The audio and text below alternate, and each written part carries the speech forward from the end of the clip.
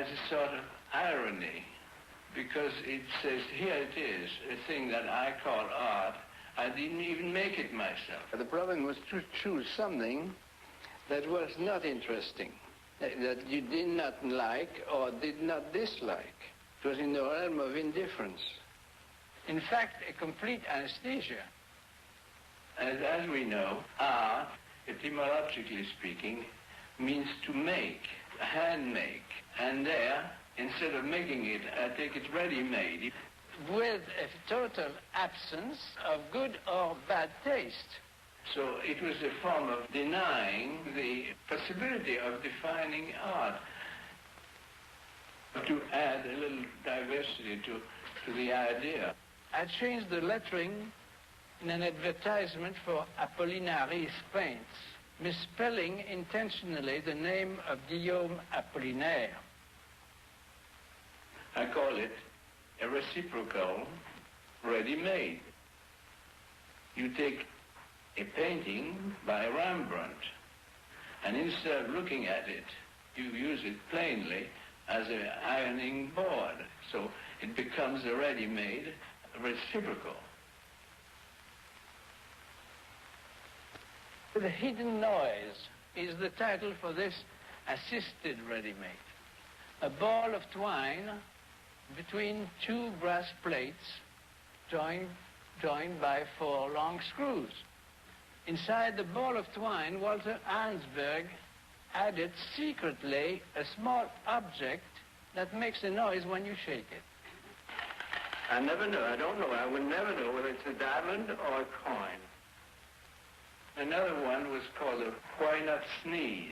Of course, the title is not a descriptive title because that ready-made was made of a bird cage, a small bird cage, in which, instead of a bird, there were cubes, which looked like sugar cubes. That was the pun, the visual pun, that when you picked it up, you understood it was marble and no more than sugar. Another one was the vial. I was in Paris in 1919, and I was thinking of bringing back a present for Arnsberg in California. So I went to a drugstore and said, will you give me a vial that you'll empty of whatever serum is in it and seal it again, and what will be in it will be Paris, air of Paris, called a vial with 50 cubic centimeters of air of Paris.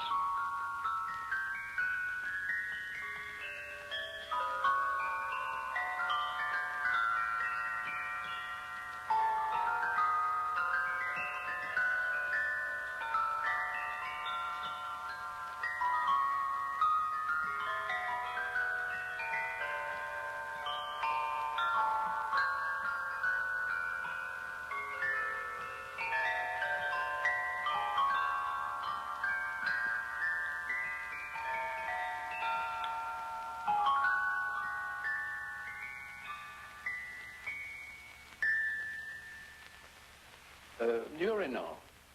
In porcelain, the real thing already made. Of course, when I sent it to the organizers of the Independence, because independent shows are supposed not to have any jury. They just rejected it. They refused. They put it behind the partition for doing the whole show. It was very dramatic in a way. All that for a urinal.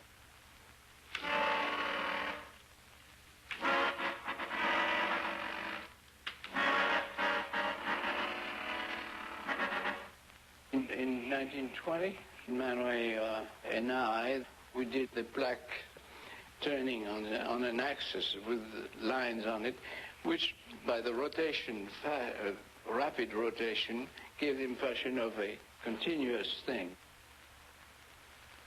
And then I made the auto relief a little later, which was the same idea, but developed on paper discs on which a design was made for giving the impression of a third dimension when it turned on a turntable.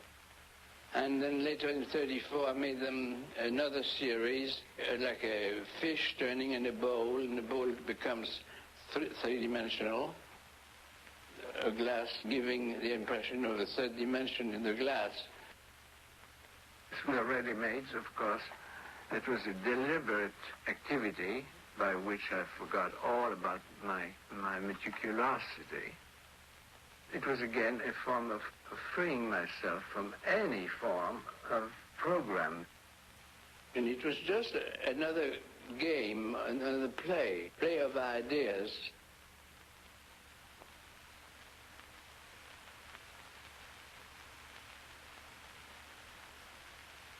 Humor is essential for me. Your father didn't put yourself on earth to justify the fact that you are living.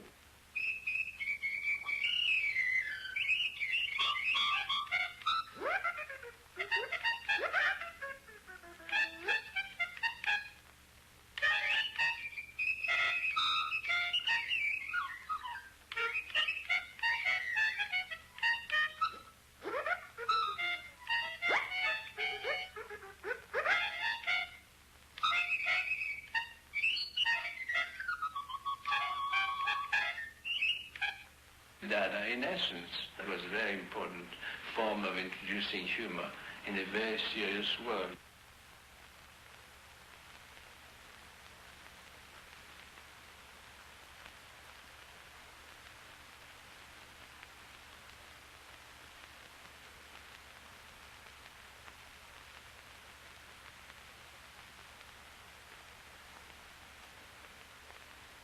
At the time, First World War.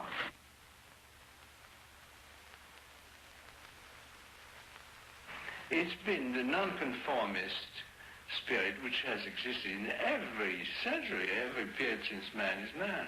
It's always existed, exists today.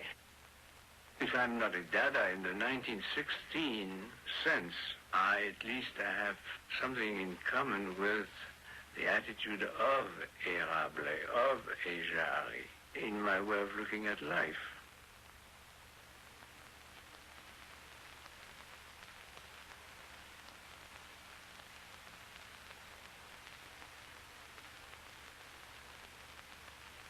We had to be iconoclastic then.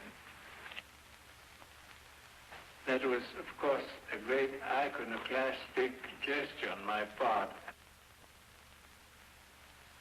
So I have other gestures of the same kind.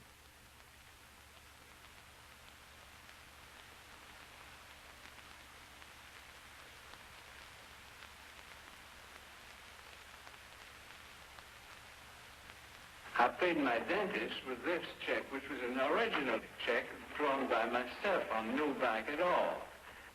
When you make one or two ready-mades a year, you have plenty of time for something else.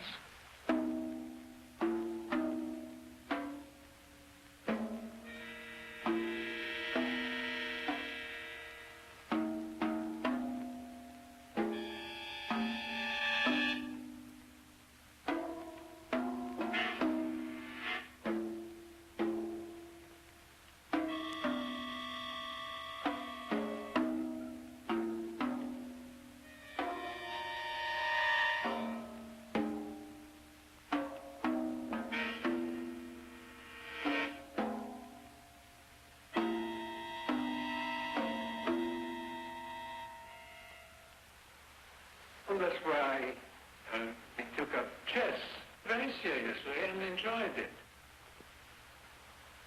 When you play a game of chess, it's like designing something or constructing a mechanism of some kind. The thing itself is very, very plastic. It was just enough different to make it another facet and then add to the body of my life.